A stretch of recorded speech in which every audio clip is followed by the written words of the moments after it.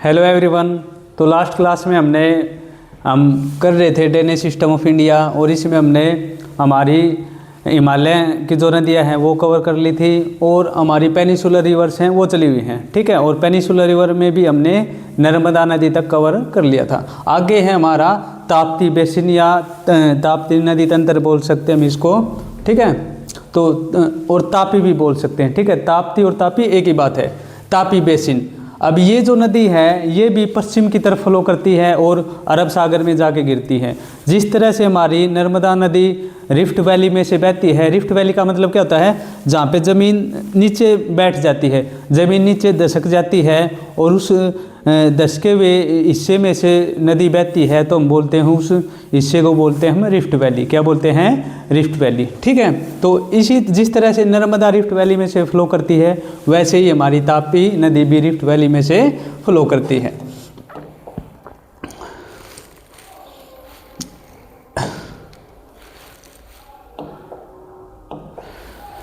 Tapi river originate from Satpura range. कहाँ से originate होती है? जो हमारी सतपुड़ा पर्वतमाला है वहाँ से ओरिजिनेट होती है, उसमें से ओरिजिनेट होती है। और लोकेशन क्या है? बैतूल डिस्ट्रिक्ट मध्य प्रदेश, ठीक है। बैतूल डिस्ट्रिक्ट है मध्य प्रदेश की, वहाँ से ये ओरिजिनेट होती है। Like Narmada the Tapi also flow westward. ये भी पश्चिम की तरफ फ्लो करती है और रिफ्ट वैली में से फ्लो करती है, but is shorter in length, लेकिन ये लंबाई में नर्मदा से छोटी है। The Tapi basin cover part of. अब ये नदी का जो बेसिन है ये 3 राज्यों में फैला हुआ है। कौन कौन से? मध्य प्रदेश, महाराष्ट्र और गुजरात, ठीक है।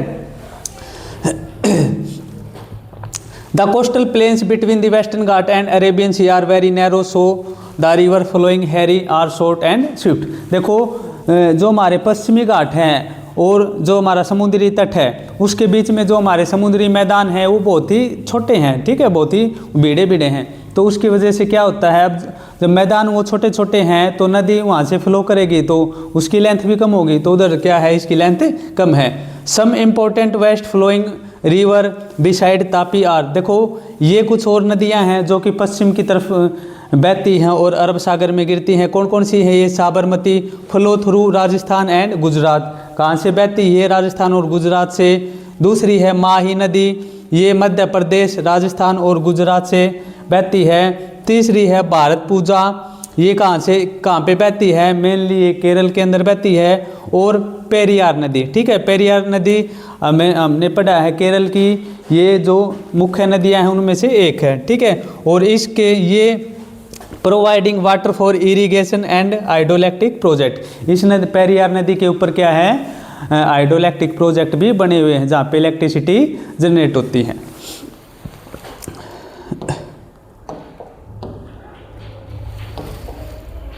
इसके बाद है गोदावरी बेसिन, ठीक है। गोदावरी नदी, Godavari river is the largest river in peninsular India. जो हमारा प्रायद्वीपीय भारत है उसकी ये सबसे बड़ी नदी है। It originate from the slope of Western Ghat. अब ये ओरिजिनेट किधर होती है? जो हमारे पश्चिमी घाट है महाराष्ट्र के अंदर, वहाँ पे ये ओरिजिनेट होती है। Western Ghat near Trimbak, Nashik district of Maharashtra, ठीक है। तो कहाँ पे, क्या लोकेशन इसकी? त्रिमकम्ब कौन सी डिस्ट्रिक्ट है? नासिक डिस्ट्रिक्ट महाराष्ट्र की, वहाँ से ये ओरिजिनेट होती है। The river is about 50 kilometre long and flow eastward into the bay of Bengal. लंबाई की कितनी है इसकी? 1500 किलोमीटर। और किधर जाके गिर जाती है? ये बंगाल की खाड़ी में जाके गिरती है। ये पूर्व की तरफ बहती है। कैसे, किधर बहती है? पूर्व की तरफ। It has largest drainage basin among the all peninsular river.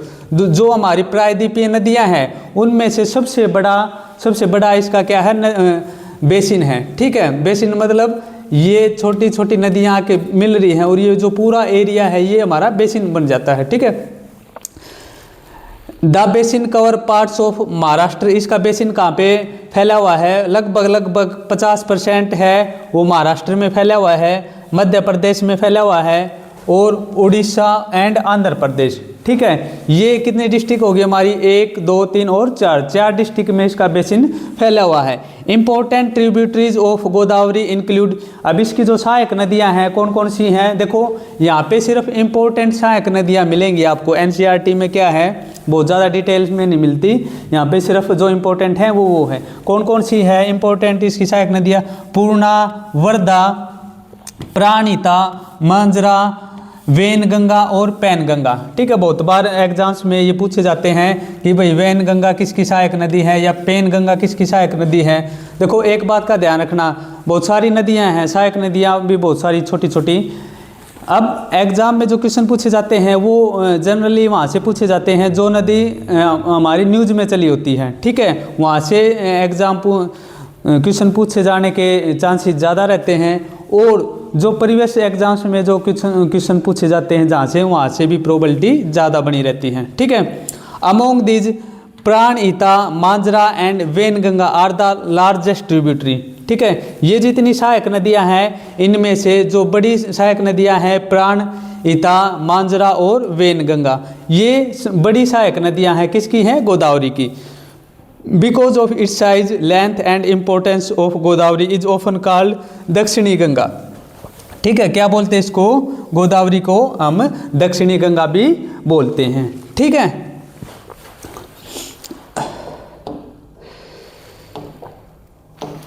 उसके बाद है हमारा महानदी बेसिन। अब ये भी किधर फ्लो करती है? ये भी पूर्व की तरफ फ्लो करती है। The Mahanadi river is one of the important river of peninsular India. ये भी पेनिसुलर की एक पेनिसुलर इंडिया की इम्पोर्टेंट रिवर है। Originate in island of Chhattisgarh. कहाँ पे ओरिजिनेट होती है? छत्तीसगढ़ की जो पहाड़ियाँ हैं वहाँ से ओरिजिनेट होती है। The river flow eastward through the Orissa and finally drain into the bay of Bengal. Orissa से बहती हुई ये नदी बंगाल की खाड़ी में गिर जाती है। द टोटल लेंथ, इसकी टोटल लेंथ कितनी है? 860 kilometre. It's drain basin is shared by the state of Maharashtra, Chhattisgarh, Jharkhand and Orissa. ये जो राज्य हैं ये भी इसका जो बेसिन है वो शेयर करते हैं। ठीक है, जो हीराकुंड डैम है सबसे लंबा बांध, ठीक है, अब सबसे बड़ा नहीं है, ये सबसे लंबा है। लंबा मतलब इस तरह से, ठीक है, और बड़ा का मतलब क्या होता है? बड़ा का मतलब जिसमें ज़्यादा पानी स्टोर करने की कैपेसिटी है, या एक ऊंचा भी हो सकता है कि भाई हाइट ज़्यादा है। ठीक है, तो ये सिर्फ लेंथ के बेसिस पे सबसे जो लंबा है वो बांध है। ठीक है, कौन सा? हीराकुंड डैम। हीराकुंड डैम इसी नदी के ऊपर बनाया गया, कहाँ पे है? उड़ीसा में। The river is known for causing flood during the rainy season due to heavy rainfall in its basin. तो बारिश का जो मौसम होता है उस टाइम पे ये नदी है कुछ क्षेत्रों में क्या है? बाढ़ का कारण भी बनती है। उसके बाद है हमारा Krishna basin. Krishna river is one of the major east flowing river of peninsular India. ठीक है, ये भी एक मुख्य नदी है। It originate from the spring near Mahabaleshwaram in Maharashtra. कहाँ पे ओरिजिनेट होती है? महाराष्ट्र में ओरिजिनेट होती है, महाबलेश्वरम नामक जगह पे।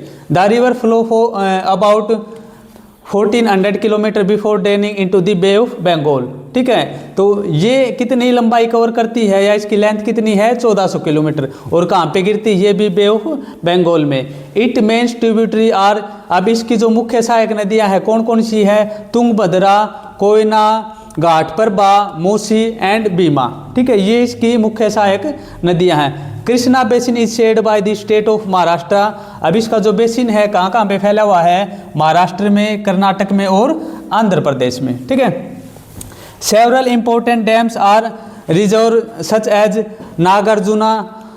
Nagarjuna Sagar, Almatti and Srisailam built on this river. ठीक है, इस पे मुख्य बांध बनाए हुए हैं। ये बांध किस काम आते हैं? बांधों के देखो मल्टी प्रोजेक्ट होते हैं, बहुत सारे काम होते हैं। इलेक्ट्रिसिटी जनरेट होती है, इरिगेशन के लिए भी यहाँ पे पानी स्टोर किया जाता है। बाद में जो नहरें होती हैं, नहरों के थ्रू वो पानी भेज दिया जाता है अलग अलग स्टेट में, अलग अलग जगह पे। ठीक है, तो ये मुख्य यहाँ पे बांध हैं। ठीक है, पूछ लेता कई बार। उसके बाद है हमारा Kaveri basin. The Kaveri river rise from the Brahmagiri range of the western Ghat. अब कहाँ पे? ये भी कहाँ से ओरिजिनेट होती है? हमारे जो पश्चिमी घाट हैं वहाँ से ओरिजिनेट होती है। और कौन से राज्य से ओरिजिनेट होती है? कर्नाटक से। It flow about 760 kilometre empties into the bay of Bengal south of the Cuddalore in Tamil Nadu. ठीक है, तो ये कहाँ पे मिलती है? तमिलनाडु में बे ऑफ बंगाल में जाके मिल जाती है। Its main tributaries are Amaravati. इसकी मुख्य सहायक नदियाँ कौन कौन सी है? अमरावती, भवानी, हेमावती एंड काबिनी। ये इसकी मुख्य सहायक नदियाँ हैं। The Kaveri basin drain part of Karnataka. अब देखो कौन कौन से राज्य में इसका बेसिन फैला हुआ है? कर्नाटक, केरल और तमिलनाडु, 3 राज्यों में इसका बेसिन है वो फैला हुआ है। The river form the famous Shiva Sundaram falls. अब जो हमारा शिव सुंदरम झरना है वो इसी नदी के द्वारा बनाया जाता है, जो कि हमारा सेकंड लार्जेस्ट वाटरफॉल है भारत के अंदर। The hydro electric power generated at Shiva Sundaram supply electricity to Mysore, Bengaluru and Kolar Gold Fields. ठीक है, तो बहुत सारे यहाँ पे जो हाइड्रो इलेक्ट्रिक पावर प्लांट है उसके थ्रू जो इलेक्ट्रिसिटी जनरेट की जाती है वो मैसूर, बेंगलुरु और कोलर गोल्ड फील्ड्स के अंदर भेजी जाती है। The largest waterfall in India the जोग फॉल्स। भारत का सबसे बड़ा जो झरना है वो कौन सा है? जोग फॉल्स। इस और कहाँ पे? ये कर्नाटक के अंदर। Other smaller east flowing river including दी।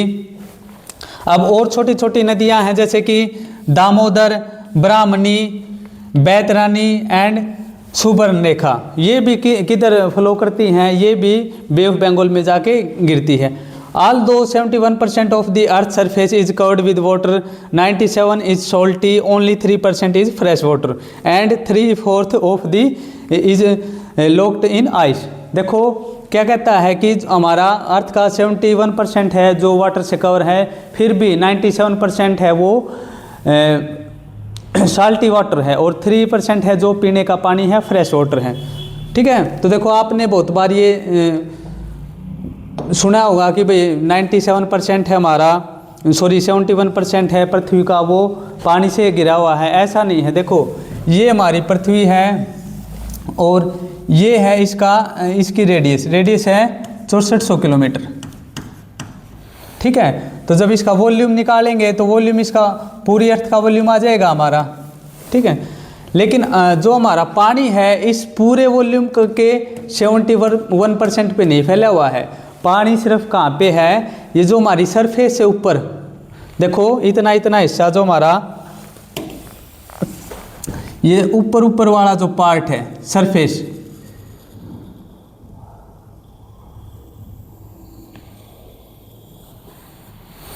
ये जो सरफेस वाला हिस्सा है इस सरफेस का ये 71% है। ठीक है, सरफेस का 71% है जो जल से घिरा हुआ है, ना कि पूरे अर्थ के वॉल्यूम का। ठीक है, पूरे अर्थ के वॉल्यूम के कंपेयर करेंगे तो 1% भी वाटर नहीं मिलेगा। ठीक है, तो इस सरफेस का 71% है जिसमें से कि 97% क्या है हमारा सॉल्टी वाटर है और 3% है हमारा फ्रेश वाटर है। जो कुछ बुक्स में आपको 2.5 मिलेगा और कहीं पे 3%, और जो 3% है इसमें से भी 2% है वो आइस की फॉर्म में है और 1% है वो रिवर्स हमारा ग्राउंड वाटर और लेक्स वगैरह है इनमें पाया जाता है। ठीक है,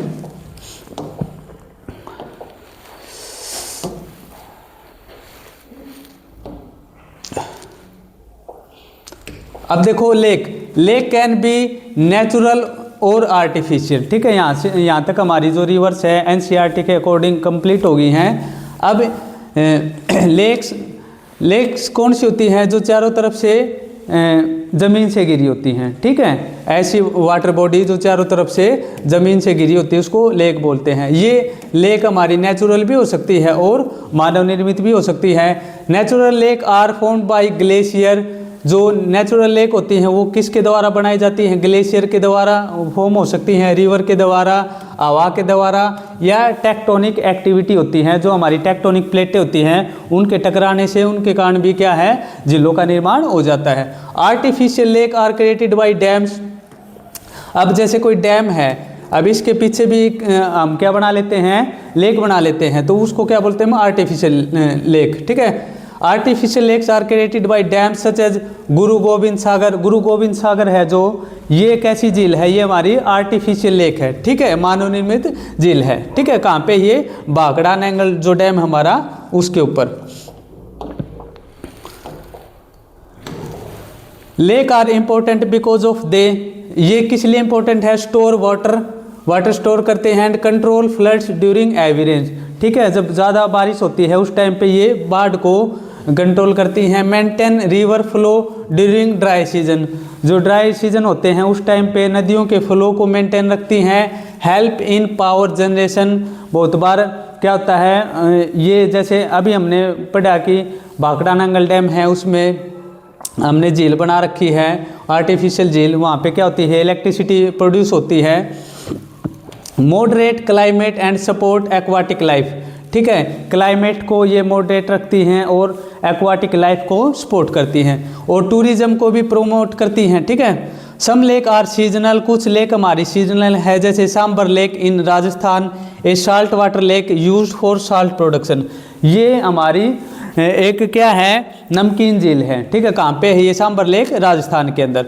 fresh water lake are mostly found in the Himalayas, जो मीठे पानी की झीलें हैं ये कहाँ पे पाई जाती हैं? अधिकतर हिमालय के अंदर पाई जाती हैं, और किसके द्वारा फॉर्म होती है? ग्लेशियर के द्वारा, जैसे डल लेक, भीमताल, नैनीताल, ये सारी क्या हैं हमारी?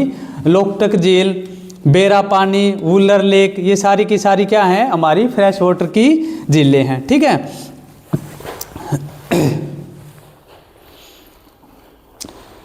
Lagoons like Chilka, Pulicat and Kolleru form a near coastal due to split and bars. अब देखो लगून्स क्या होती हैं? ये झीलें देखो किस तरह की होती हैं, जैसे ये अपना भारत है,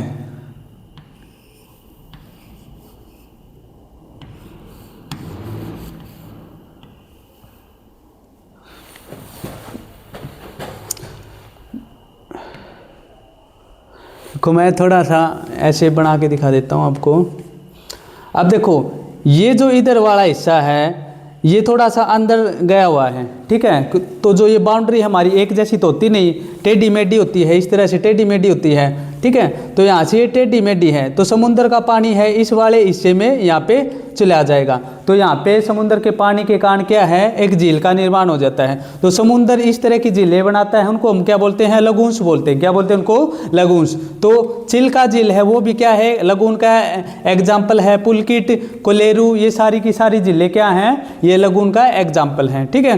fun fact, very large lake are sometime called sea, जो बड़ी बड़ी झीलें होती हैं उनको हम कई बार समुद्र भी कह सकते हैं, जैसे कैस्पियन सागर है, डेड सागर है, अराल सी है, ठीक है, ये एक तरह की बड़ी झीलों के एग्जाम्पल हैं जिन्हें हम नॉर्मली समुद्र भी बोल देते हैं।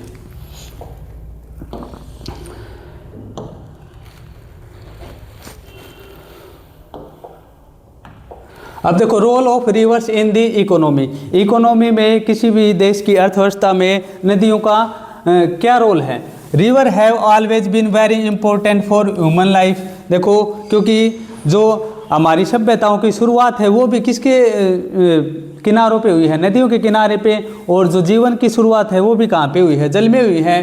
तो ये हमारे लिए बहुत इंपॉर्टेंट है। दे प्रोवाइड फ्रेश वाटर, मीठा पानी मिलता है हमें, नीडेड फॉर ड्रिंकिंग, फार्मिंग और इंडस्ट्री, हमें पीने के लिए, खेती करने के लिए, और जो हमारे उद्योग हैं उनमें हमें पानी नदियों से प्राप्त होता है। Since ancient times people have settled near river, many of these place have now grown in large cities, ठीक है, पुराने टाइम में भी क्या है? बड़े बड़े शहर नदियों के किनारे बसे हुए थे। River are used for irrigation, navigation, देखो खेती में पानी सिंचाई के लिए नदियों का प्रयोग होता है, नेविगेशन में, ट्रांसपोर्टेशन में भी नदियों का यूज़ होता है, हाइड्रो पावर जनरेशन में रिवर्स का यूज़ होता है। In a country like India where agriculture is the main source of livelihood, river play major role in supporting life and development. देखो भारत में जैसे अधिकतर लोग खेती के कार्यों से जुड़े हुए हैं, इसलिए भारत में नदियों की जो इम्पोर्टेंस है वो और ज़्यादा बढ़ जाती है।